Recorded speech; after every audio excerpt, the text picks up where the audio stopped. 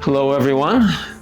This is Mason Winfield in early August with another installment of Psi-Friday with Mason.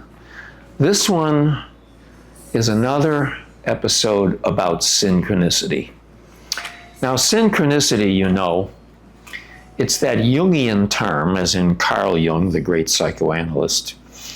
It means things that bizarrely fall into place coincidentally. They're these crazy coincidences. And when they seem to carry a message of some sort, that's when they get real interesting.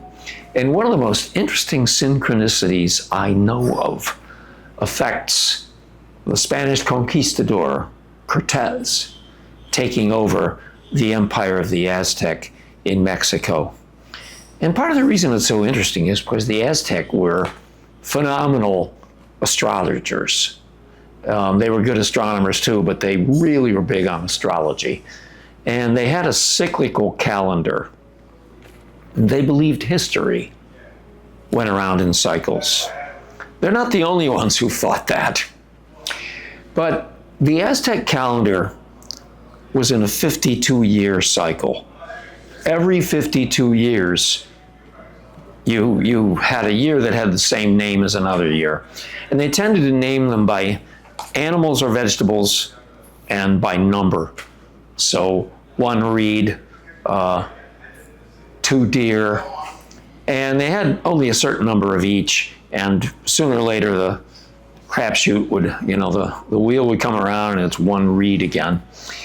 Well, the Aztec and many of the cultures of Mesoamerica and South America, they had legends about this impressive being. They called him a bunch of things, but one of the things they called him was Quetzalcoatl.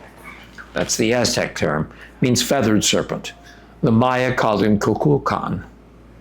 In South America, I believe they might have called him Viracocha.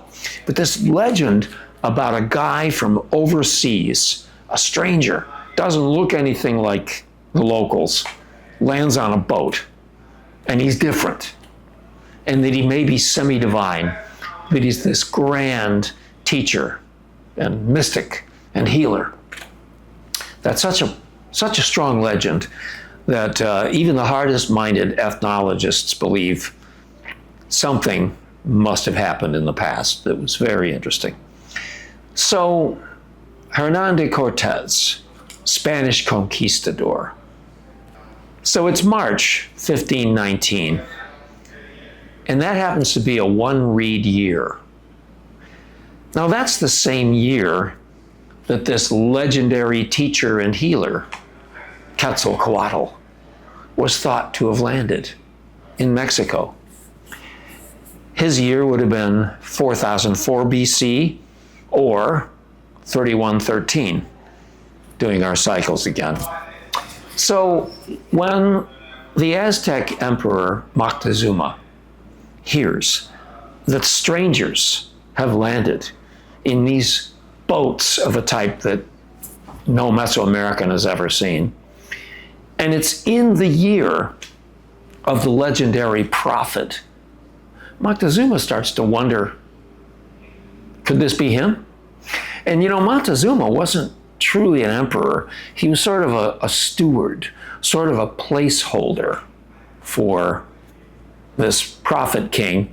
When he comes back, Moctezuma is just supposed to hand over all his power, which he willingly would have done, but he wasn't sure. So this was quite a coincidence. Had Cortez landed in a different year, the Aztec might have made better choices, but they waited. They wanted to check him out, make sure he wasn't really the returning prophet. It turns out that, of course, he wasn't. He was a gold-thirsty conquistador. But the Aztec had a lot of enemies. They were a very big empire, but they had a lot of enemies. They were not really nice to their neighbors. They did not play well with others. So 2 years plus later, when Cortez takes over the Aztec Empire and the Aztec Empire surrenders, There's another coincidence that's even more astonishing.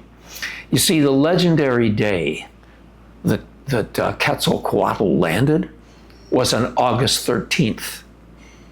And that was the day that the remaining leaders of the Aztec surrendered their capital city, Tenochtitlan, which is Mexico City.